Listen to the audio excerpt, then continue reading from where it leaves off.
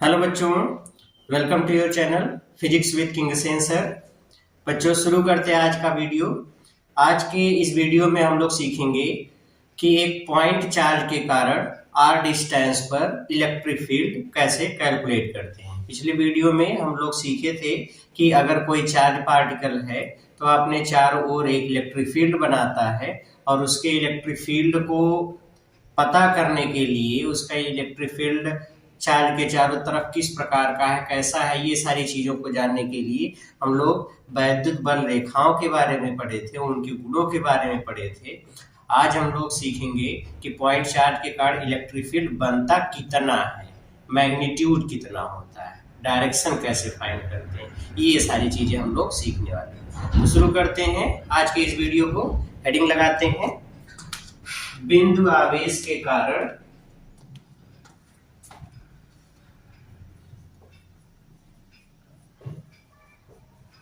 बिंदु आवेश के कारण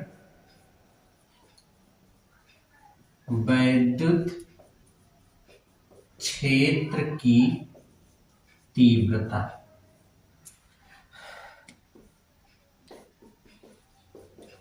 intensity of electric field due to a point charge. बिंदु आवेश के कारण वैद्युत क्षेत्र की तीव्रता, ये हम लोगों की टॉपिक है। बच्चों, बिंदु आवेश के कारण वैद्युत क्षेत्र की तीव्रता कैसे निकालते हैं। मान लो कि हमारे पास यहां पर कोई एक पॉइंट चार्ज है Q, स्मॉल q, जो कि पॉइंट O पर रखा गया है। इससे r डिस्टेंस पर यहां पर एक कोई पॉइंट है P, जहां पर हमको इस पॉइंट चार्ज Q के कारण इलेक्ट्रिक फील्ड फाइंड करना है कि यहाँ पर इलेक्ट्रिक फील्ड का मैग्नीट्यूड या उसकी इंटेंसिटी कितनी होगी, ये हमको फाइंड करना है। बच्चों, हमने इसके पिछले वीडियो में आपको बताया था टेस्ट चार्ज के बारे में, परीक्षण आवेश क्या होता है। परीक्षण आवेश एक ऐसा स्मॉलेस्ट चार्ज होता है, इसका मैग्नीट्यूड इतना कम होता है, उसका खुद के कारण इलेक्ट्रिक फील्ड नगण्य होता है, जीरो होता है। ऐसे चार्ज का प्रयोग हम लोग केवल किसी स्थान पर विद्युत क्षेत्र कितना है, इलेक्ट्रिक फील्ड कितना है, उसका पता करने के लिए हम लोग करते हैं। तो यहाँ पर हमको इलेक्ट्रिक फील्ड की वैल्यू चाहिए कि कितना इलेक्ट्रिक फील्ड है, इसलिए हम लोग जिस पॉइंट पर इलेक्ट्रिक फील्ड फाइंड करना वहां पर एक टेस्ट चार्ज रख देते हैं। तो यहाँ पर हमने एक टेस्ट चार्ज रख लिया प्लस Q0, टेस्ट चार्ज यहाँ पर हो गया। ठीक है, अब बच्चों इस आवेश के कारण इस टेस्ट चार्ज पर एक फोर्स लगेगा, क्योंकि दो चार्ज के बीच एक फोर्स लगता है। इसने अपने चारों ओर एक इलेक्ट्रिक फील्ड बनाया, उसमें ये चार्ज आ गया तो इस पर एक फोर्स लगेगा। ये प्लस वाला चार्ज इस Q0 वाले चार्ज को इस डायरेक्शन में फोर्स लगाएगा, दूर धकेलेगा, क्योंकि प्लस है और ये भी प्लस है, प्लस प्लस को रिपेल करेगा, तो रिपल्सन के कारण इधर फोर्स लगेगा, तो ये फोर्स की डायरेक्शन हो जाएगी, ये फोर्स हो गया। कितना फोर्स लगाएगा ये इस पर, तो फोर्स की वैल्यू हम लोग कूलाम के नियम से निकाल सकते हैं। कूलाम के नियम से अगर इस पर लगने वाला फोर्स निकालेंगे तो कितना आएगा, आवेश Q द्वारा परीक्षण आवेश Q0 पर लगाया गया बल। अगर हम लोग फोर्स फाइंड करें F की वैल्यू, तो F किसके बराबर होगा, 1/4πε0 इंटू Q1 Q2, तो कितना होगा Q0 divide by R square. इतना फोर्स लगेगा। ओके, ये इतना फोर्स लगाएगा। फोर्स की डायरेक्शन किधर से किधर होगी, O से P की तरफ, ये इस डायरेक्शन में।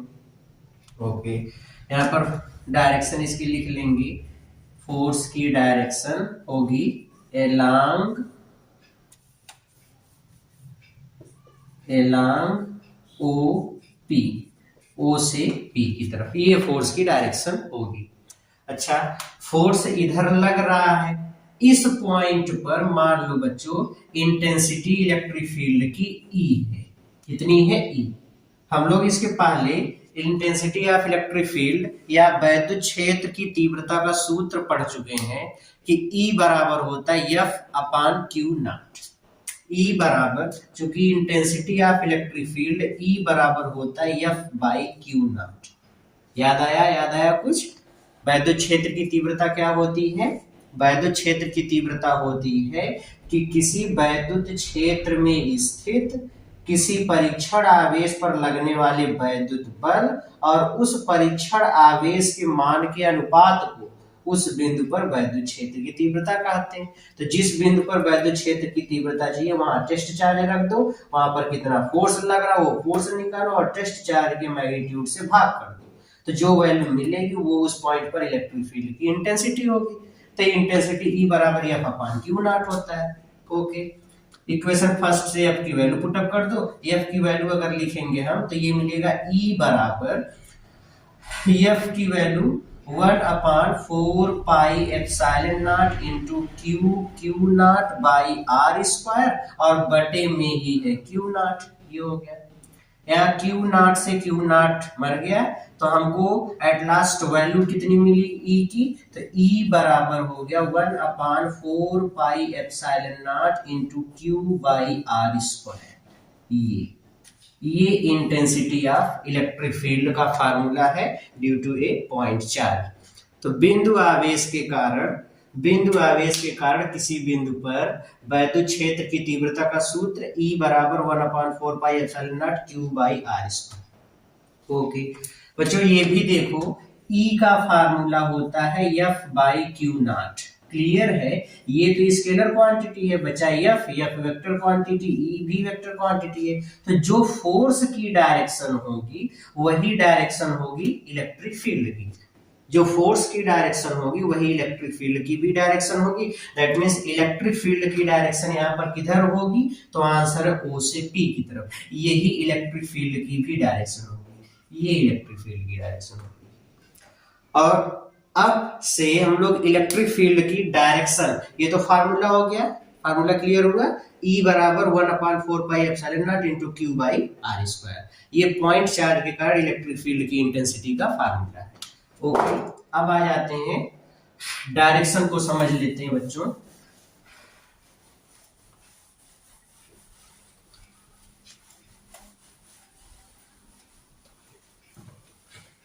देखिए,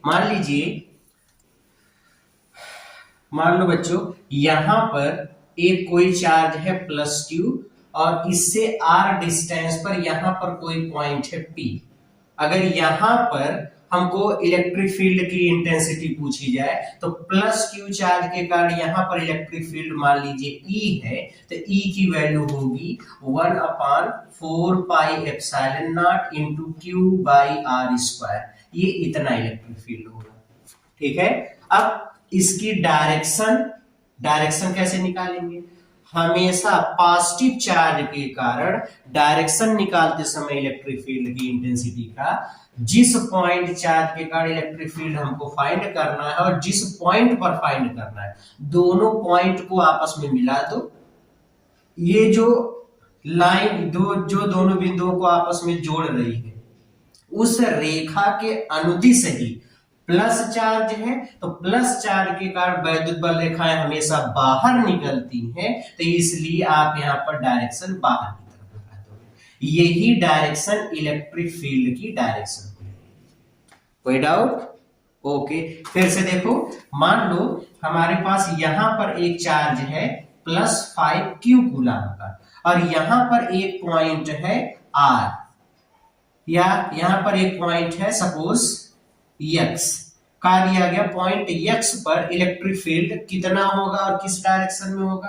तो हम लोग क्या करेंगे, सबसे पहले इस पॉइंट 5Q वाले जो पॉइंट चार्ज है इसको इस पॉइंट से मिला देंगे। ये हो गया। इनके बीच की डिस्टेंस सपोज R है।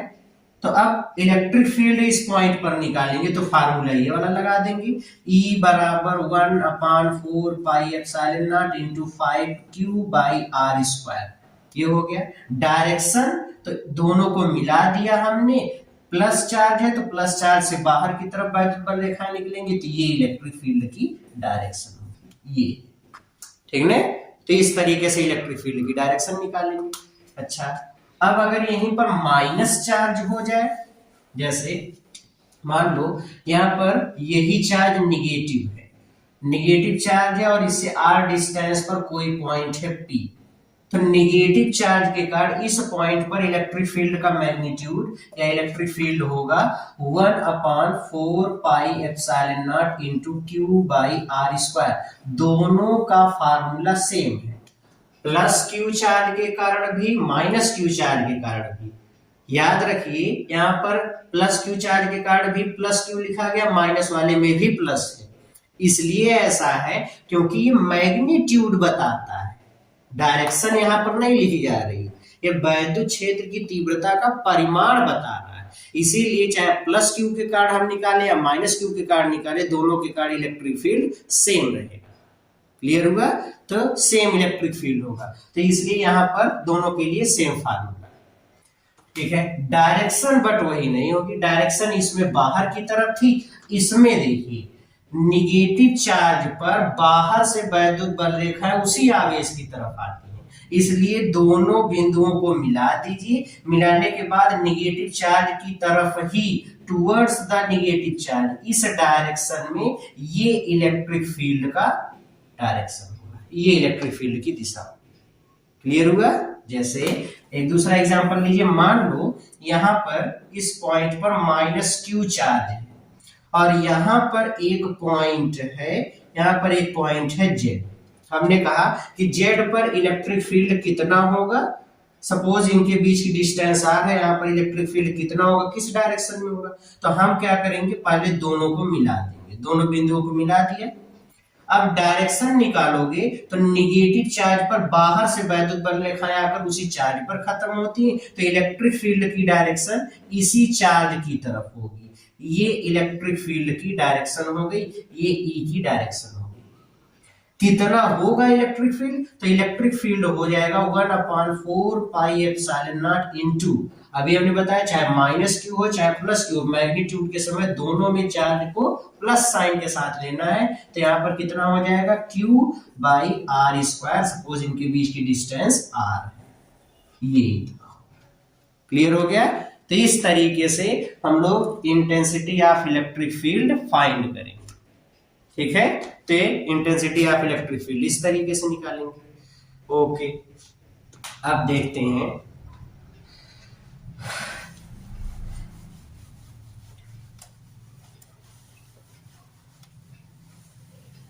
तो बच्चों फार्मूला हम लोग सीख चुके हैं कि प्लस क्यू चार्ज हो या माइनस क्यू चार्ज हो, उसके कारण r डिस्टेंस पर इलेक्ट्रिक फील्ड की इंटेंसिटी E बराबर 1/4 pi epsilon not into q by r square. Positive charge है तो इलेक्ट्रिक फील्ड की डायरेक्शन चार्ज से अवे, पॉइंट की तरफ बाहर की ओर, और अगर निगेटिव चार्ज है तो उस पॉइंट से उस चार्ज की ओर, टुवर्ड्स द चार्ज, तो ये इलेक्ट्रिक फील्ड की डायरेक्शन। ओके, तो ये इलेक्ट्रिक फील्ड की डायरेक्शन हो गई। अब हम लोग समझते हैं कुछ एग्जांपल्स को, कुछ न्यूमेरिकल्स को, कि इस पर सवाल कैसे लगाएं। लेते हैं बच्चों पहला क्वेश्चन, क्वेश्चन नंबर 1। इस क्वेश्चन को देखिए, मान लो बच्चों कि यहाँ पे कहा दिया गया कि कोई एक चार्ज है, यहाँ पे एक चार्ज है प्लस 20 माइक्रोकूलाम का, प्लस 20 माइक्रोकूलाम के कारण 5 सेंटीमीटर की डिस्टेंस पर यहां पर कोई एक पॉइंट रखा गया है P, और हमसे पूछ लिया इस चार्ज के कारण यहां पर कितनी इलेक्ट्रिक फील्ड होगी, ये हमको फाइंड करना है। तो इलेक्ट्रिक फील्ड कैसे निकालेंगे, अब हमको देखो Q की वैल्यू दिया गया है 20 माइक्रोकूलाम या 20 इंटू 10⁻⁻6 कूलाम। R की वैल्यू कितना है 5 सेंटीमीटर या 5 इंटू 10⁻⁻2 मीटर। इलेक्ट्रिक फील्ड हमसे पूछा गया है, तो इलेक्ट्रिक फील्ड का फार्मूला लगा दो, E बराबर 1/4 pi epsilon not into q by r square. Value put up कर दो, वैल्यू पुटअप कर देंगे तो E बराबर 9 into 10⁹ into what is Q, Q की value 20 into 10⁻⁻6 divide by r की वैल्यू 5 इंटू 10⁻⁻2 और r स्क्वायर कर देंगे तो 25 इंटू 10⁻⁻4, ये इससे मर जाएगा 10⁻⁻2, ये काट देंगे तो 4, ये काट देंगे तो 0.8, इसका इसमें मल्टीप्लाई करो, मल्टीप्लाई नहीं मल्टीप्लाई, ये हो जाएगा E इज इक्वल्स 9×72 7.2 इंटू 10⁻⁹ ये इससे कैंसिल होगा 10⁻7 तो 10⁻7 इतना इलेक्ट्रिक फील्ड की इंटेंसिटी होगी और इसकी यूनिट न्यूटन प्रति कूलम। तो एक चीज हम लोग वीडियो में नहीं डिस्कस कर पाए, उसको मैं अभी बता दूं, यूनिट ऑफ ई की यूनिट क्या होती है। तो बच्चों फार्मूला हमको पता है, ई बराबर होता है एफ बाई क्यू नॉट, पता है हमें, तो ई बराबर एफ बाई क्यू नॉट होता है। अगर ई बराबर एफ बाई क्यू नॉट है तो हम लोग एफ की यूनिट जानते हैं न्यूटन और क्यू की यूनिट है कूलम, तो ई की यूनिट हो गई न्यूटन पर कूलम।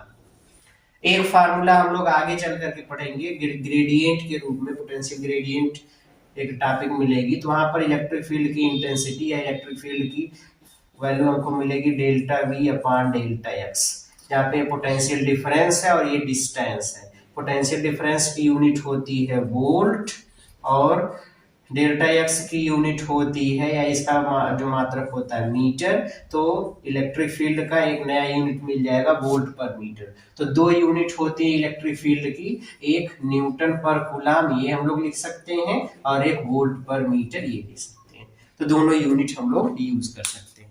क्लियर हुआ? तो इसकी दो यूनिट होती है, दोनों यूनिट हम लोग इस तरीके से लिख लेंगे। एग्जाम्पल क्लियर हो गया? ओके, दूसरा क्वेश्चन देखते हैं।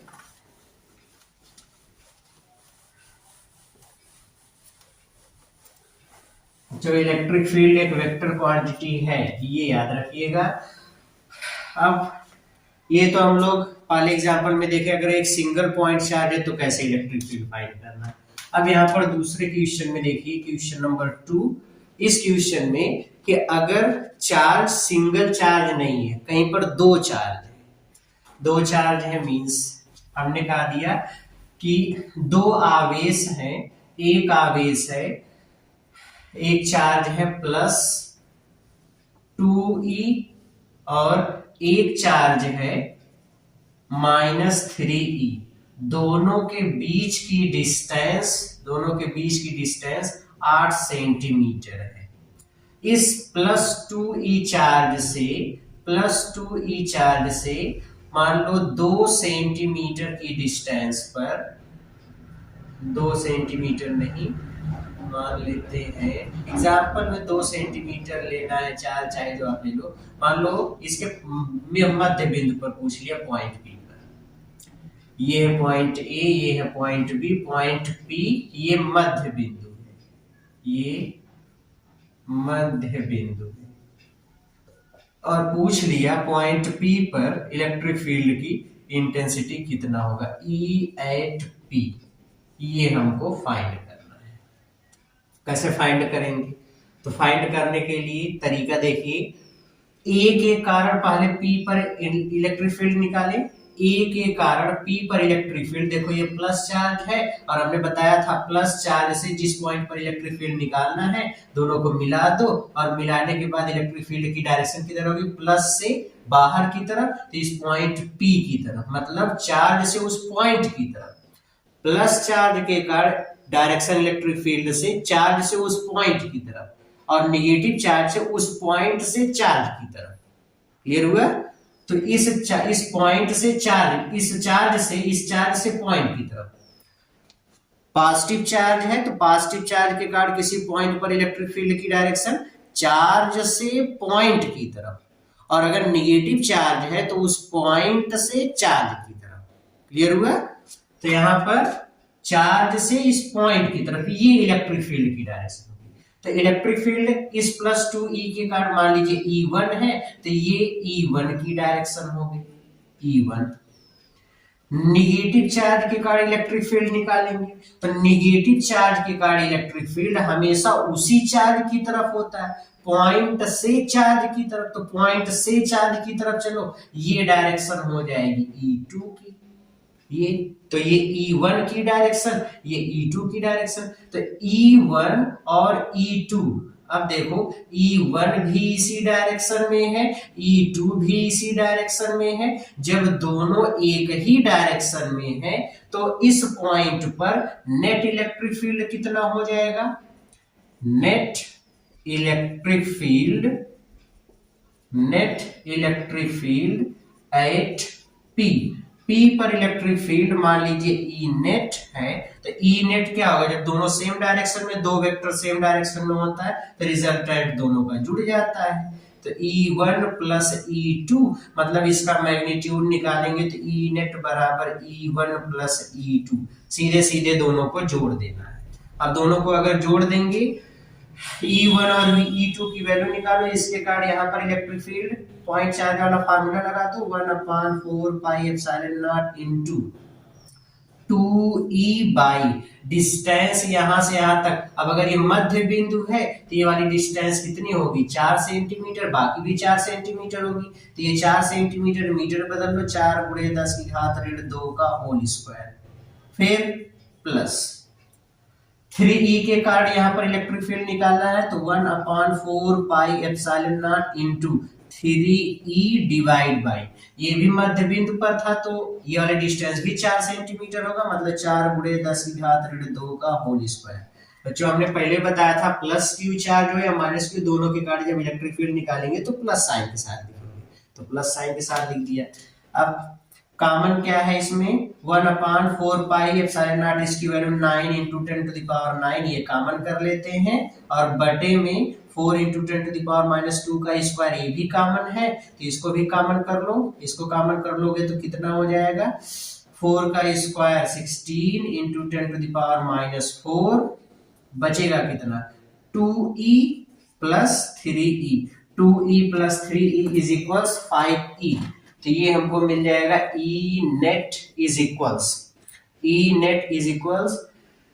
तो ये ऊपर चला जाएगा तो 9 × 4 = 13, तो ये हो जाएगा 9 × 10⁻13 बटे 16, फिर गुणे 3 2 5, और E फंडामेंटल चार्ज है जहां E की वैल्यू 1.6 × 10⁻⁻19 कूलम। तो यहाँ पर इससे ये कैंसिल हो गया, 10 हो गया, ये इससे कैंसिल होगा, 10⁻⁻6 होगा, एक 10 ऊपर जाएगा तो 10⁻⁻7 हो जाएगा, 9 × 5 = 45, तो ये हो गया E नेट इज इक्वल्स 45 × 10⁻⁷, या आप लिख सकते हो E नेट बराबर 4.5 × 10⁻⁶ न्यूटन पर कूलम, या इतने वोल्ट प्रति मीटर। हो गया क्लियर? आया समझ में? इस तरीके से हम लोग इलेक्ट्रिक फील्ड की इंटेंसिटी फाइंड करेंगे अगर दो चार्ज अपोजिट है तो। आ जाओ अगला क्वेश्चन देखते हैं।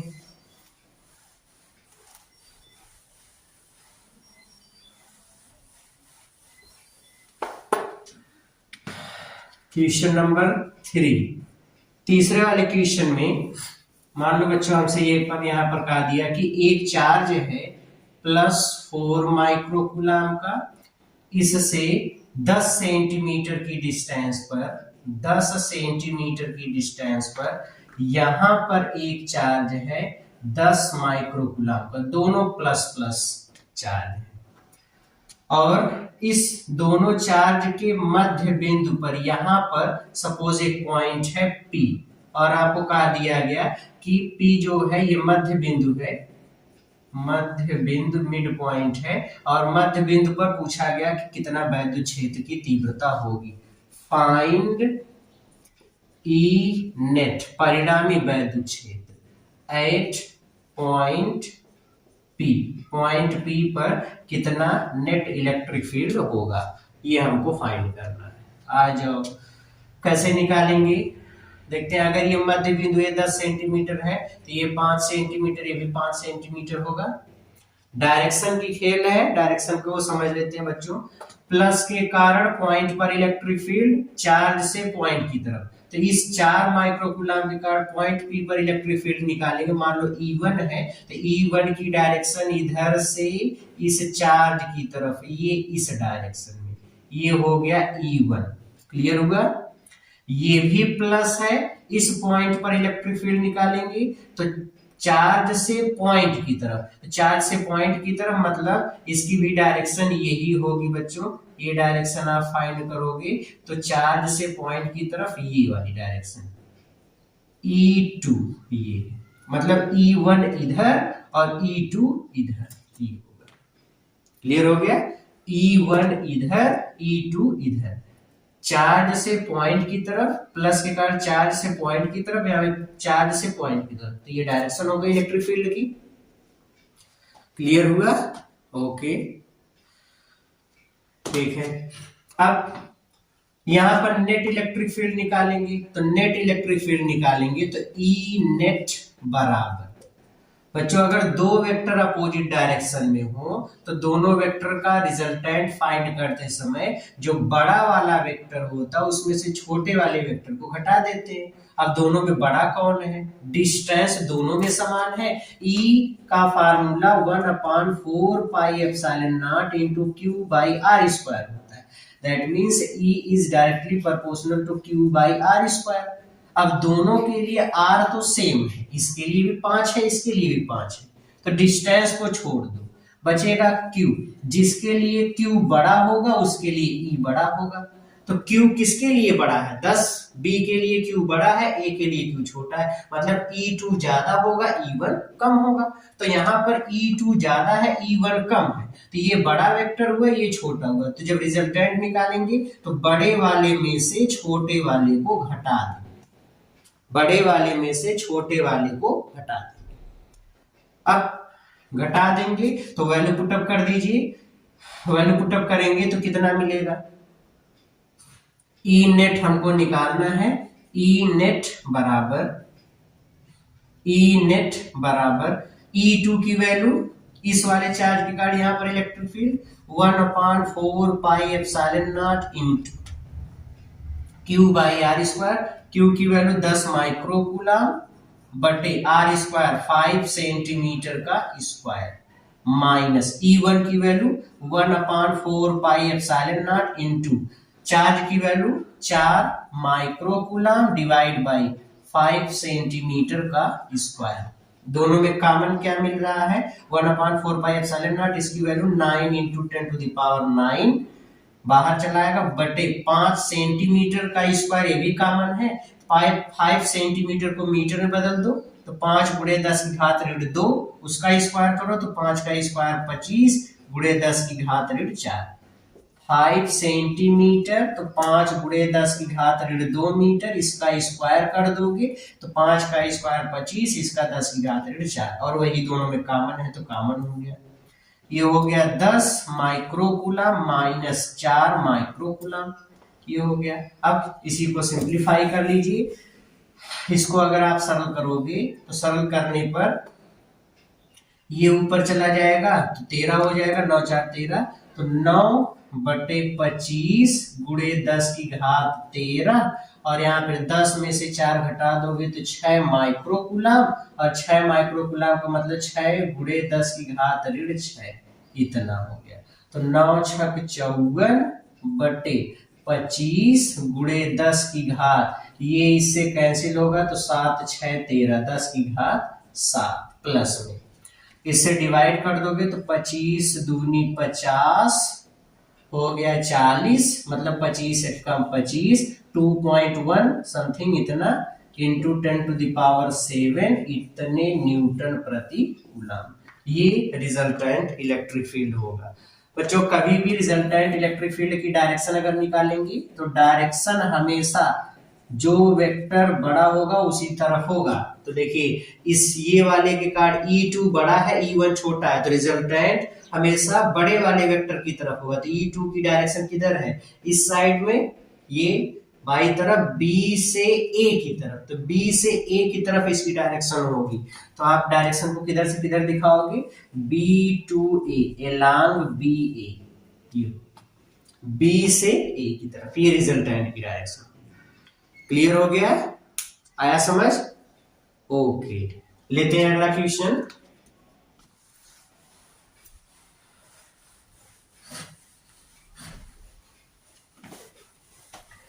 बच्चों इसी टॉपिक पे जो हम लोग दो पॉइंट चार्ज लेकर के इलेक्ट्रिक फील्ड फाइंड कर रहे हैं, कभी कभी कुछ क्वेश्चन ऐसे पेपर या कंपटीशन के एग्जाम में ऐसे पूछ लिए जाते हैं कि बताइए दोनों आवेशों को मिलाने वाली रेखा के किस बिंदु पर, दोनों आवेशों को मिलाने वाली रेखा के किस बिंदु पर वैद्युत क्षेत्र की तीव्रता शून्य होगी।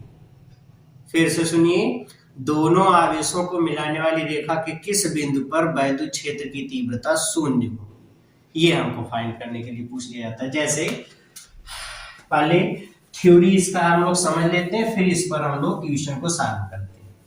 बच्चों कभी कभी क्वेश्चन इस तरीके से पूछ लिया जाता है, मान लो, सुन लो, मान लो कि यहां पर एक चार्ज है Q1, ये प्लस, और इससे r डिस्टेंस पर यहां पर एक चार्ज है Q2,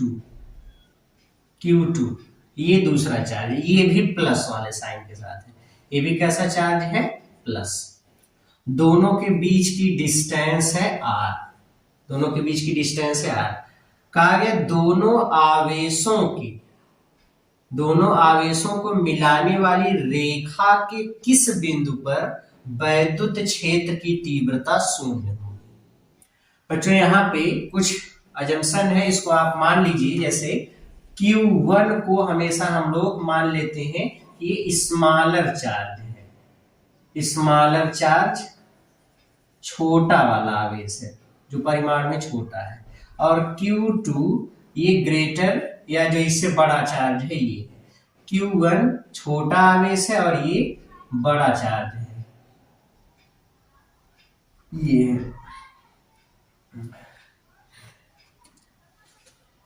अब छोटा आवेश और बड़े आवेश, ये ऐसे समझो, पहले तो ये जान लीजिए Q1 छोटा चार्ज है, Q2 बड़ा आवेश है। अब दोनों आवेशों को मिलाने वाली रेखा के किस बिंदु पर वैद्युत क्षेत्र की तीव्रता शून्य होगी, इसको निकालने के लिए आप पहले दोनों के कारण इलेक्ट्रिक फील्ड की डायरेक्शन समझो। इलेक्ट्रिक फील्ड किस डायरेक्शन में होगा और कहां पर हमको इलेक्ट्रिक फील्ड 0 मिल सकता है, ये लिख भी लो। Q1 ये छोटा आवेश है, स्मॉलर चार्ज है, और Q2 ग्रेटर चार्ज है, बड़ा आवेश है, ये बड़ा आवेश है। तो Q2 बड़ा आवेश, Q1 छोटा आवेश, ठीक है। Q2 बड़ा आवेश है, Q1 छोटा आवेश, ठीक है। अब देखो इस वाले आवेश के कारण मान लो कि हमने मान लिया यहां पर कोई एक पॉइंट है P, यहां पर कोई एक पॉइंट है P जिस पर इलेक्ट्रिक फील्ड की इंटेंसिटी 0 होती है, दोनों के कारण परिणामी वैद्युत क्षेत्र शून्य होता है। यहां पर एक पॉइंट है P, और ये वाला पॉइंट P छोटे वाले आवेश से x डिस्टेंस पे। Q1 के कारण इस पॉइंट पर इलेक्ट्रिक फील्ड निकालोगे तो इसके कारण इलेक्ट्रिक फील्ड जब देखोगे तो चार्ज से पॉइंट की तरफ ये इलेक्ट्रिक फील्ड होगा। मान लो इसके कारण इलेक्ट्रिक फील्ड E1 है तो E1 इधर होगा।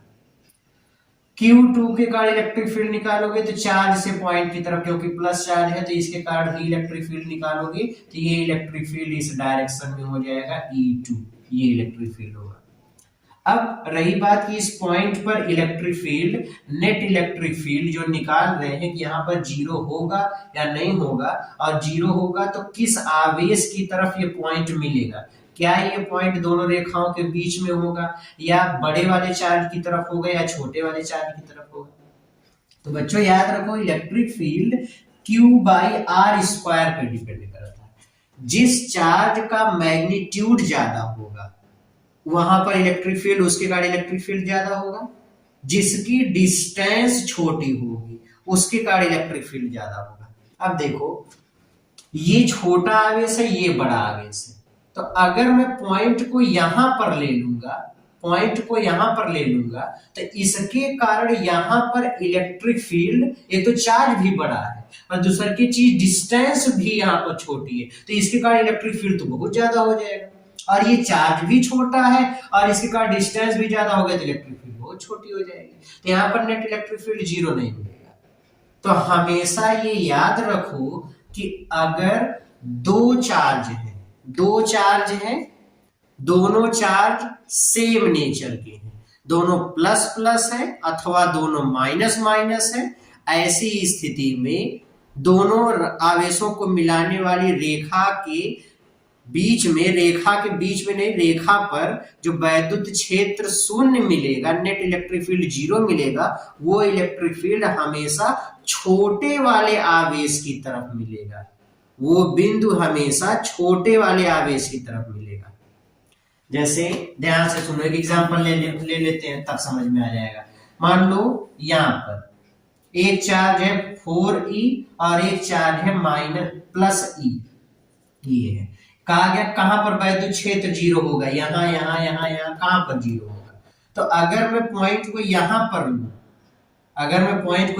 लूं, तो देखो ये बड़ा आवेश है, बड़े आवेश के कारण वैद्युत क्षेत्र ज्यादा होगा, ये छोटा आवेश है तो इसके कारण यहाँ पर कम होगा, इसके कारण इलेक्ट्रिक फील्ड इधर होगा और इसके कारण इलेक्ट्रिक फील्ड इधर होगा। नेट इलेक्ट्रिक फील्ड जीरो तब होगा अब अगर एक पॉइंट पर दो वेक्टर अपोजिट डायरेक्शन में है, एक वेक्टर इधर काम कर रहा है और एक वेक्टर इधर काम कर रहा है, E1 इधर E2 इधर, तो यहाँ पर नेट तब जीरो होगा जब दोनों का परिमाण समान होगा। E1 E2 अगर बराबर होंगे तभी तो जीरो होगा। तो यहाँ पर अगर इलेक्ट्रिक फील्ड हमको जीरो चाहिए तो इसके लिए इसके कारण जो इलेक्ट्रिक फील्ड बन रहा है और इसके कारण जो इलेक्ट्रिक फील्ड बन रहा है, दोनों चीजें बराबर होनी चाहिए। तो बच्चा ये वाला आवेश बड़ा है तो बड़े आवेश के कारण अगर इलेक्ट्रिक फील्ड छोटे वाले आवेश के कारण इलेक्ट्रिक फील्ड के बराबर करना है तो हम क्या करें, छोटे वाले आवेश की डिस्टेंस कम कर दें, क्योंकि वो तो चार्ज उसका छोटा है, अगर डिस्टेंस कम कर देंगे तो इलेक्ट्रिक फील्ड ज्यादा हो जाएगा। तो छोटे वाले चार्ज की डिस्टेंस कम कर दो और बड़े वाले चार्ज की डिस्टेंस ज्यादा कर दो। जैसे ये वाला पॉइंट यहां ना लेकर के अगर मैं यहां पे ले लूं, यहां पे अगर हमने ले लिया तो छोटे वाले चार्ज से डिस्टेंस कम है, ये चार्ज तो छोटा है लेकिन डिस्टेंस कम है तो इलेक्ट्रिक फील्ड ज्यादा हो जाएगा। इलेक्ट्रिक फील्ड उतना बन जाएगा जितना, अब ये बड़ा आवेश है तो डिस्टेंस ज्यादा होने पर इलेक्ट्रिक फील्ड इसकी घटेगी तो, लेकिन इस वाले की इलेक्ट्रिक फील्ड के बराबर मिल जाएगी। तो दोनों की इलेक्ट्रिक फील्ड एक दूसरे के इक्वल हो जाएंगे, दोनों के इलेक्ट्रिक फील्ड एक दूसरे के इक्वल हो जाएंगे, अपोजिट डायरेक्शन हो जाएंगे, तो नेट इलेक्ट्रिक फील्ड जीरो मिल जाएगी। तो अब से माइंड में एक कॉन्सेप्ट ये बैठा लीजिए कि अगर दो चार्ज हैं सेम नेचर के, दो आवेश है, एक छोटा एक बड़ा, और उनकी प्रकृति समान है, उनकी प्रकृति एक समान है, सेम नेचर की, या तो दोनों पॉजिटिव हैं या फिर दोनों निगेटिव चार्ज है। ऐसी सिचुएशन में दोनों आवेशों को मिलाने वाली रेखा पर छोटे वाले आवेश की तरफ, हमेशा छोटे वाले आवेश की तरफ वो पॉइंट मिलेगा जहां पर कि परिणामी वैद्युत क्षेत्र शून्य होगा, जहां पर परिणामी वैद्युत क्षेत्र शून्य होगा। और याद रखो जब नेट इलेक्ट्रिक फील्ड जीरो हो गया, दोनों की डायरेक्शन अपोजिट हो गई, E2 और E1 दोनों के परिमाण समान है, दिशा भी विपरीत है, तब जाकर के हम बोल सकते हैं कि E नेट जीरो होगा, ये होगा। तो E नेट अगर जीरो मिल रहा है तो दोनों के परिमाण समान, दिशाएं विपरीत होनी चाहिए, ऐसी कंडीशन में हम कह सकते हैं E2 बराबर E1।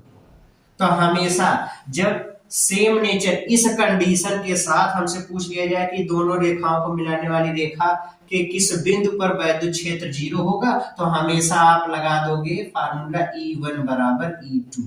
अगर E1 बराबर E2 मिल जाएगा, दोनों के परिमाण समान होंगे, दिशाएं विपरीत होंगी, तब ही हम कह सकते हैं कि इस पॉइंट पर इलेक्ट्रिक फील्ड जीरो होगा, और यहां से हम लोग डिस्टेंस की वैल्यू फाइंड कर लेंगे। ठीक है, अब एक एग्जांपल इस पर तुरंत समझ लेते हैं। जैसे आ जाओ क्वेश्चन देखने।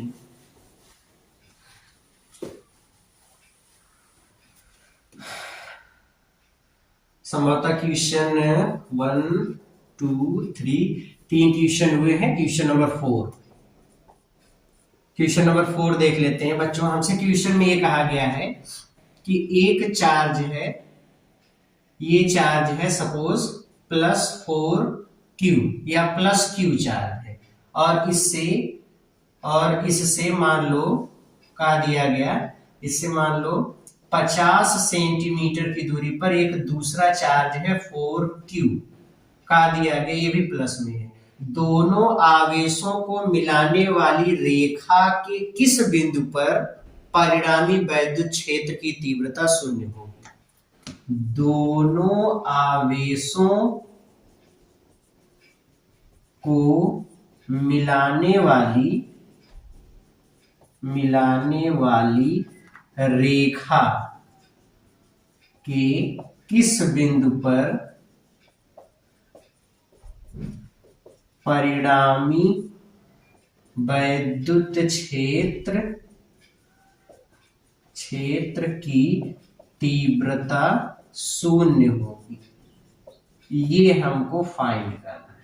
तो बच्चों अभी हमने बताया कि अगर चार्ज के नेचर से में दोनों प्लस प्लस या माइनस माइनस है, तो हमेशा वो पॉइंट किधर आएगा? छोटे वाले आवेश की तरफ। तो इस आवेश की तरफ वो पॉइंट हम मान लेते हैं P, और मान लो कि x डिस्टेंस पर इलेक्ट्रिक फील्ड 0 मिल रहा है। अगर ये वाली डिस्टेंस x है, टोटल डिस्टेंस 50 सेंटीमीटर है, तो ये वाली डिस्टेंस कितना होगा? 50 माइनस x।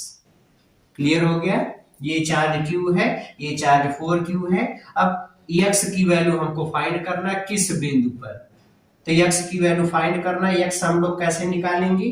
तो x निकालने के लिए हमने बताया था, इसके कारण इलेक्ट्रिक फील्ड यहाँ पर कितना होगा? E1, इसके कारण यहाँ पर electric field E2, direction opposite हो जाएंगी, और नेट इलेक्ट्रिक फील्ड 0 के लिए E1 बराबर E2।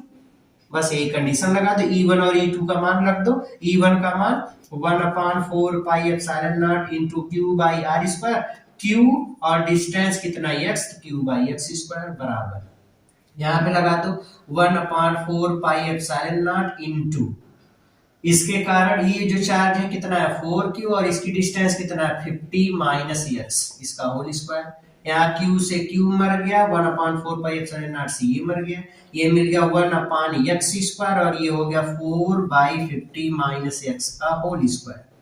अब 1/x² को मैं लिख सकता हूँ 1/x का होल स्क्वायर बराबर, इसको लिखा जा सकता है 2/50 माइनस x का होल स्क्वायर, स्क्वायर से square cancel, 1/x is equal से 2/50 माइनस x, इसका इधर मल्टीप्लाई करो, तो 50 minus x is equal 2x, 50 is equal 3x, या x इज इक्वल 50/3 सेंटीमीटर। इसको डिवाइड कर दोगे तो ये हो जाएगा 16.33 सेंटीमीटर। मतलब इस छोटे वाले आवेश से 16.33 सेंटीमीटर की दूरी पर नेट इलेक्ट्रिक फील्ड 0 हो। क्लियर हो गया? आया समझ में? ओके बच्चों, ऐसे सवाल को लगाने के लिए हम लोग एक ट्रिक भी यूज कर सकते हैं। वो ट्रिक क्या है? एक ट्रिक ये यूज हम लोग कर सकते हैं, अगर दोनों चार्ज के बीच की डिस्टेंस r है, छोटा वाला चार्ज Q1 है, बड़ा वाला चार्ज Q2 है, तो ऐसी स्थिति में छोटे आवेश से जिस पॉइंट पर इलेक्ट्रिक फील्ड 0 मिलेगी, उसके लिए क्या फार्मूला होता है? x is equals √Q1 divide by √Q2 plus √Q1 multiplied by r। ये फार्मूला है। यहां पर Q1 छोटा आवेश, Q2 बड़ा आवेश, R आवेशों के बीच की दूरी, ये क्वांटिटी है। तो ये सारी वैल्यू रख करके हम लोग सीधे इस फार्मूले से P की या किस डिस्टेंस पर इलेक्ट्रिक फील्ड 0 मिलेगा वो निकाल सकते हैं। x क्या है? छोटे आवेश से दूरी, छोटे आवेश से दूरी, ये याद रखेंगे, ये अक्सर छोटे आवेश से दूरी है। अब अगर यही फार्मूला हम लोग सीधे सीधे लगाते हैं तो ये सब कैलकुलेशन करने के बजाय हम लोग सीधे सीधे ऐसे लगा सकते हैं। देखो कैसे लगा सकते हैं, x is equals under root q, छोटा वाला आवेश क्या है q, तो under root q divide by, बड़ा वाला आवेश है अंडर रूट 4q, तो q2 बड़ा आवेश है अंडर रूट 4q, फिर प्लस अंडर रूट क्यू, और इसमें मल्टीप्लाई कर देना r, दोनों के बीच की distance 50 centimetre, 50 under root q सब में कॉमन मिल जाएगा, तो ऊपर भी कॉमन अंडर रूट क्यू, नीचे भी अंडर रूट क्यू कॉमन कर लेंगे, तो अंडर रूट क्यू कॉमन हो गया तो मिलेगा अंडर रूट 4, उसकी वैल्यू कितनी हो गई 2, और ये बाहर चला आया तो 1, और यहाँ पर मिल गया 50, ये इससे कैंसिल, 50 2 1 3, मतलब यह मिल गया 50/3 सेंटीमीटर, ये x बराबर, तो x की वैल्यू कितनी आ गई 50/3 सेंटीमीटर, 50/3 सेंटीमीटर, वही चीज। तो हम लोग ऐसे सिंपली भी इसको सॉल्व कर सकते हैं, ट्रिक लगा सकते हैं, बट कॉन्सेप्ट क्लियर रहना चाहिए। ओके, आ गया समझ? आ जाओ दूसरा मेथड समझते हैं। यहां पर तो हम लोग वो चीज समझे हैं जिसमें दोनों चार्ज, दोनों आवेश समान परिमाण, समान प्रकृति के थे, समान प्रकृति के थे, दोनों प्लस प्लस या दोनों माइनस माइनस होंगे, तो इस तरीके से हम लोग क्वेश्चन को सॉल्व करेंगे। अब क्या होगा अगर दोनों चार्ज समान नेचर के ना हो करके विपरीत प्रकृति वाले हैं, दोनों आवेश अगर डिफरेंट या अपोजिट नेचर के हो, मतलब एक प्लस है एक माइनस है, फिर से वही कंडीशन ले लेते हैं, हम लोग मान लेते हैं कि Q1 छोटा आवेश है, Q2 बड़ा आवेश है, और दोनों आवेशों के बीच की दूरी, आवेशों के बीच की दूरी r है। ठीक, यहां पे ये चार्ज है Q1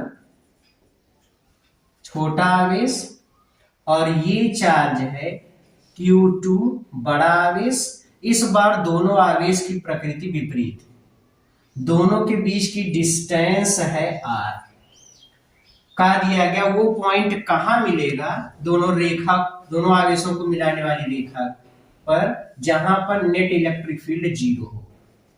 तो अगर मैं दोनों आवेशों को मिलाने वाली रेखा के बीच में यहां यहां यहां यहां कहीं भी अगर मैं पॉइंट लूं, यहां लूं, यहां लूं, यहां लूं, कहीं भी लूं, अगर मैं बीच में लेता हूं, मान लो यहां हमने ले लिया पॉइंट भी, तो प्लस के कारण वैद्युत बल रेखा बाहर निकलती है, तो चार्ज से पॉइंट की तरफ ये इलेक्ट्रिक फील्ड हो गया, इसके कारण ये इलेक्ट्रिक फील्ड हो गया E1।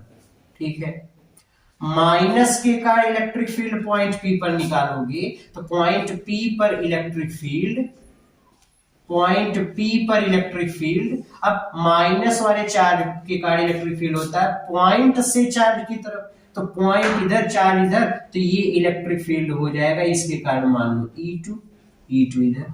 अब बच्चा E1 की जो दिशा है, जो E1 की दिशा है वही दिशा E2 की भी है। अब अगर दोनों वेक्टर सेम डायरेक्शन में है तो दोनों तो जुड़ जाएंगे, तो माइनस, जब तक माइनस नहीं होंगे तब तक जीरो कैसे होगा, अब तो दोनों आवेश जुड़ जाएंगे, और जब दोनों जुड़ जाएंगे तो जीरो कहां से होगा। और हमने कहा कि नेट इलेक्ट्रिक फील्ड जहां जीरो मिलेगा वो पॉइंट हमको खोजना है, तो यहाँ पर तो जीरो मिलेगा ही नहीं, और जब जीरो नहीं मिलेगा तो हम बोलेंगे कि यहाँ पर तो कैसे, यहाँ पे बीच में तो वो वाला पॉइंट हो ही नहीं सकता, यहाँ लोगे तो भी दोनों की डायरेक्शन सेम, यहाँ लोगे तो भी, यहाँ लोगे तो भी, तो हर जगह तो डायरेक्शन सेम मिल रही है, तो इसका मतलब पॉइंट P बीच में नहीं मिलेगा।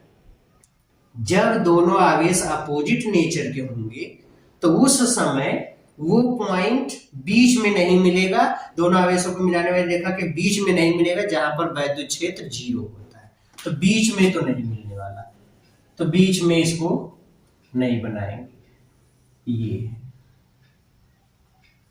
बीच में नहीं मिलने वाला। अब मान लेते हैं बड़े वाले चार्ज की तरफ, अगर बड़े वाले चार्ज की तरफ हम पॉइंट को लेते हैं तो माइनस के कारण इलेक्ट्रिक फील्ड Q2 के कारण E2 है, इसके कारण E1, नेगेटिव चार्ज के कारण पॉइंट से चार्ज की तरफ, ये डायरेक्शन E2 की हो गई, ठीक है। प्लस क्यू के कारण इलेक्ट्रिक फील्ड, तो चार्ज से पॉइंट की तरफ मतलब बाहर की तरफ, चार्ज से पॉइंट, चार्ज से पॉइंट, चार्ज ये पॉइंट, ये चार्ज से पॉइंट, इस डायरेक्शन में, डायरेक्शन E1। अपोजिट डायरेक्शन दोनों मिल रही है, लेकिन अपोजिट डायरेक्शन तो मिल रही है, बट एक चीज ये भी है, ये वाला चार्ज बड़ा है और ये वाला चार्ज छोटा है, तो बड़े आवेश के कारण इलेक्ट्रिक फील्ड बड़ी हो जाएगी, छोटे वाले आवेश के कारण इलेक्ट्रिक फील्ड छोटी हो जाएगी। अगर ये इलेक्ट्रिक फील्ड बड़ी, ये इलेक्ट्रिक फील्ड छोटी हो गई, तो E2 अब दोनों अपोजिट डायरेक्शन में घटेंगे, तो E2 माइनस E1, जब तक E2 और E1 बराबर ना हो तब तक घटाने के बाद जीरो कैसे मिलेगा? ये तो बड़ा मिल रहा है, ये छोटा मिल रहा है। अगर ये बड़ा मिल रहा है, ये छोटा मिल रहा है, तो हम बोलेंगे कि यहाँ पर नेट इलेक्ट्रिक फील्ड तो जीरो नहीं हो सकता। तो इस वाले चार्ज की तरफ अगर पॉइंट लेते हैं तो E2 is greater than E1 मिल जाएगा, इसलिए इधर तो इलेक्ट्रिक फील्ड जीरो नहीं हो सकता, तो इधर तो हमको इलेक्ट्रिक फील्ड जीरो नहीं, तो ना तो बीच में मिलेगा, ना तो बड़े वाले चार्ज की तरफ मिलेगा। छोटे वाले चार्ज की तरफ रख के देख लेते हैं। पॉइंट को हमने यहाँ पर रख लिया, मान लो पॉइंट P पर जीरो, पॉइंट इधर रख लिया, तो प्लस क्यू के कारण यहाँ पर इलेक्ट्रिक फील्ड चार्ज से पॉइंट की तरफ, चार्ज इधर पॉइंट इधर, चार्ज से पॉइंट, ये डायरेक्शन हो गई किसकी? E1 की। माइनस वाले चार्ज के कारण इलेक्ट्रिक फील्ड पॉइंट से चार्ज की तरफ, तो पॉइंट ये चार्ज, पॉइंट से चार्ज, ये डायरेक्शन E2। अब देखो छोटा चार्ज है लेकिन इसकी डिस्टेंस भी कम है, तो इलेक्ट्रिक फील्ड की वैल्यू ज्यादा मिल जाएगी।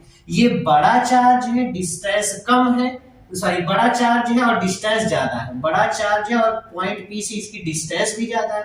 अब चांस है कि इसका इलेक्ट्रिक फील्ड इसके इलेक्ट्रिक फील्ड के बराबर हो, क्योंकि ये वाला चार्ज भाई E is directly proportional to Q by R square, इसका चार्ज तो बड़ा है, इलेक्ट्रिक फील्ड बड़ा मिलता, लेकिन इलेक्ट्रिक फील्ड बड़ा तब मिलता जब इसकी डिस्टेंस कम होती। तो चार्ज तो बड़ा है बट डिस्टेंस इसकी हमने ज्यादा कर दिया, तो इसका इलेक्ट्रिक फील्ड कम हो गया। अब E1 छोटा चार्ज है, इसका चार्ज छोटा है, इसका चार्ज छोटा है, अब बहुत तो छोटा चार्ज है तो डिस्टेंस भी छोटा रखने से ओवरऑल इसका इलेक्ट्रिक फील्ड कम या इसके बराबर मिल सकता है, तो दोनों के इलेक्ट्रिक फील्ड एक दूसरे के इक्वल मिल सकते हैं।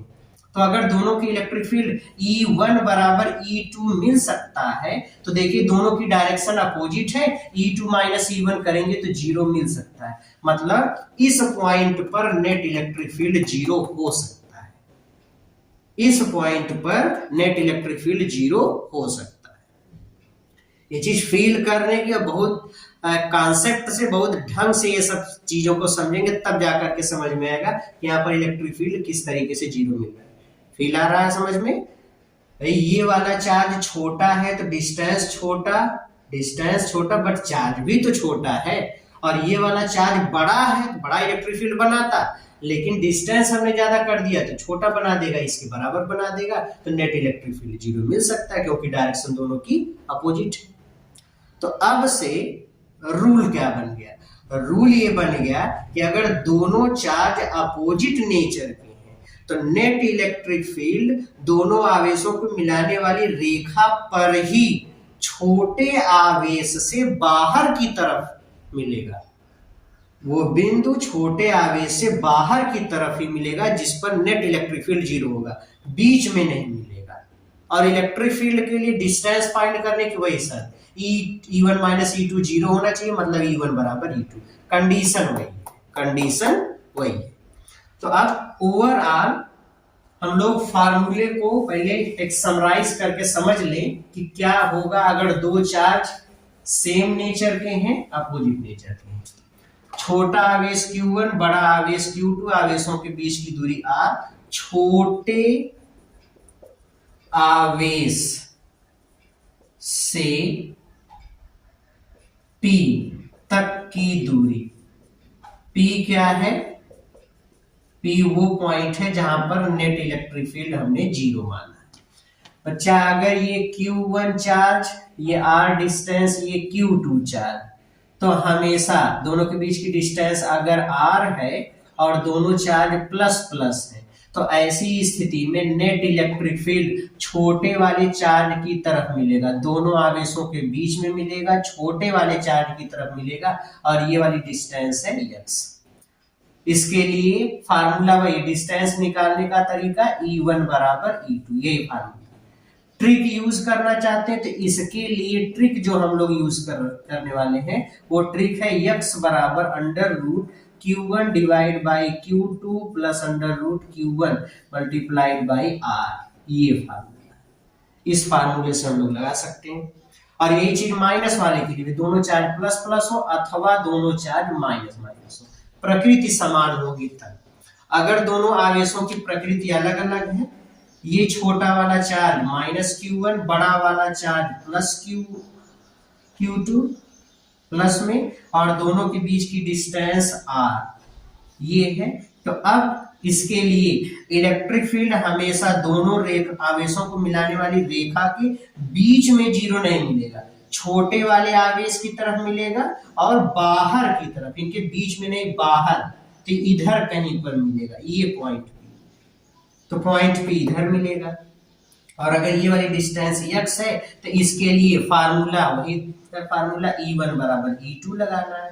फार्मूला ना लगा करके ट्रिक यूज करना चाहें तो ट्रिक के लिए ये फार्मूला x बराबर under root Q1 divide by under root Q2 minus under root Q1 multiplied by R, ये फार्मूला, बस ये फार्मूला लगा सकते हैं। क्लियर हुआ? ओके, ठीक है। अब हम लोग इस पर जल्दी से एक एग्जांपल समझ लेते हैं। एग्जांपल समझ, इस दोनों अपोजिट चार्ज वाले पर एग्जांपल समझ लेते हैं, फिर वीडियो को यहीं पर खत्म करते हैं। आ जाओ।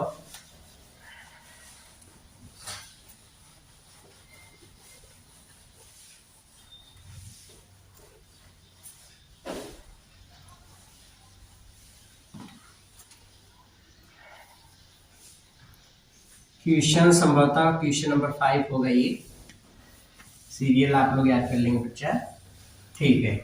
आ जाओ। मान लीजिए हमसे कहा गया कि एक चार्ज है, ये है प्लस 9e, और इससे r डिस्टेंस पर, r डिस्टेंस का मतलब मान लो 40 सेंटीमीटर की डिस्टेंस पर एक दूसरा चार्ज है माइनस e। कहा गया दोनों आवेशों को मिलाने वाली रेखा पर, रेखा के दोनों आवेशों को मिलाने वाली रेखा के किस बिंदु पर वैद्युत क्षेत्र की तीव्रता शून्य होगी, ये हमको फाइंड करना है। तो किस बिंदु पर वैद्युत क्षेत्र की तीव्रता शून्य होगी, इसको फाइंड करने के लिए हमने क्या तरीका बताया है, अगर दोनों चार्ज अपोजिट नेचर के हो तो इसमें छोटे और बड़े चार्ज को पहचानो। तो ये बड़ा चार्ज है तो ये Q2 हो गया, ये छोटा चार्ज है तो ये Q1 हो गया। अब किधर इलेक्ट्रिक फील्ड की इंटेंसिटी जीरो मिलेगी, पॉइंट P किधर लेना है, तो आंसर बीच में नहीं लेना है, छोटे वाले चार्ज की तरफ लेना है, तो यहाँ पर छोटा वाला चार्ज की तरफ ले लो पॉइंट P। Q1 के कारण यहाँ पर इलेक्ट्रिक फील्ड चार्ज माइनस में है तो पॉइंट से चार्ज की तरफ, पॉइंट से चार्ज की तरफ, ये डायरेक्शन हो गई E1 की। प्लस के कारण यहाँ पर इलेक्ट्रिक फील्ड, तो प्लस के कारण इलेक्ट्रिक फील्ड पॉइंट चार्ज से पॉइंट की तरफ, तो चार्ज ये पॉइंट है, चार्ज से पॉइंट इधर, ये डायरेक्शन E2 की, डायरेक्शन अपोजिट इक्वल भी मिल सकते हैं, इसलिए यहाँ पर नेट इलेक्ट्रिक फील्ड जीरो। तो फार्मूला लगा दो, फार्मूला क्या है या कंडीशन क्या है, E1 बराबर E2, दोनों के परिमाण समान होंगे, वैल्यू पुटअप कर लो, 1/4 pi epsilon not into Q1, पहला वाला चार्ज क्या है 9e, तो 9e Q1 ये है, इसके कार्ड पहले निकालो Q1, तो ये चार्ज क्या है E डिवाइड बाई दोनों के बीच की डिस्टेंस हमने क्या माना है x, तो x स्क्वायर बराबर, अगर इस वाले पॉइंट से इस वाले पॉइंट की डिस्टेंस x है और यहां से यहां तक की दूरी 40 है, तो यहां से यहां तक की डिस्टेंस कितनी होगी, तो आंसर है 40 प्लस x, ये हो गई। तो E2 की वैल्यू निकालोगे तो 1/4 pi epsilon not into Q2 की value 9e divide by distance कितना है टोटल यहां से यहां तक की डिस्टेंस कितना है 40 प्लस x, तो 40 प्लस x का होल स्क्वायर, ये इससे मर गया, e से e कैंसिल हो गया, 1/x का होल स्क्वायर लिखा जा सकता है, इसको 3 बाई 4t प्लस एक्स का होल स्क्वायर लिखा जा सकता है। स्क्वायर से स्क्वायर मर गया। अब कितना मिलेगा ये, तो ये हो जाएगा 1/x is equals 3/4t plus x. Cross multiply करिए तो 4t plus x is equals 3x। इसको इधर कर दीजिए, 4t इज इक्वल्स 2x, तो x इज इक्वल्स 20 सेंटीमीटर। मतलब यहां से 20 सेंटीमीटर की डिस्टेंस पर ये पॉइंट लेंगे जहां पर नेट इलेक्ट्रिक फील्ड 0 होगा। अब चाहिए फार्मूला लगा लो, या हम लोग ट्रिक भी समझ चुके हैं तो हम लोग ट्रिक भी यूज कर सकते हैं। अगर ट्रिक लगाते हैं तो फार्मूला x बराबर under root Q1 upon under root opposite charge के लिए Q2 minus Q1 into R। x is equals under root Q1 की वैल्यू कितनी है e अपान अंडर रूट Q2 की value 9e minus under root Q1 की value e into R की value 40 centimetre. बच्चा हमने पहले शुरू में ही बताया कि चार्ज चाहे प्लस क्यू हो या माइनस क्यू हो, क्योंकि हम इलेक्ट्रिक फील्ड का मैग्नीट्यूड कैलकुलेट कर रहे हैं इसलिए चार्ज को हमेशा प्लस साइन के साथ लिखेंगे। अब अंडर रूट ई ऊपर भी कॉमन है, नीचे भी अंडर रूट ई कॉमन है, तो यहाँ ऊपर हो जाएगा 1, नीचे अंडर रूट ई कॉमन हो गया तो अंडर रूट 9 बचा, उसका मान 3, और यहाँ पर कॉमन हो गया तो 1 इंटू 40। ये इससे मर गया 1/2 इंटू 40, कैलकुलेट कर लिया तो 20 centimetre. That means x is equals 20 centimetre. ये क्लियर हो गया, आया समझ में? ओके, तो बच्चा इस तरीके से सवाल हम लोग लगाएंगे इंटेंसिटी ऑफ इलेक्ट्रिक फील्ड पे। बाकी सुपरपोजिशन ऑफ चार्ज, मतलब किसी एक सिस्टम में अगर कई आवेश हैं, ढेर सारे पॉइंट चार्ज हैं, तो उस पॉइंट चार्ज के कारण किसी एक पॉइंट पर नेट इलेक्ट्रिक फील्ड कैसे फाइंड करते हैं, सुपरपोजिशन कैसे लगाते हैं, वो थ्योरी पढ़ करके उस पर न्यूमेरिकल कैसे सॉल्व करेंगे, वो सारी चीजें हम लोग नेक्स्ट वीडियो में पढ़ेंगे। तब तक के लिए मेहनत करते रहिए, पढ़ते रहिए। All the very best.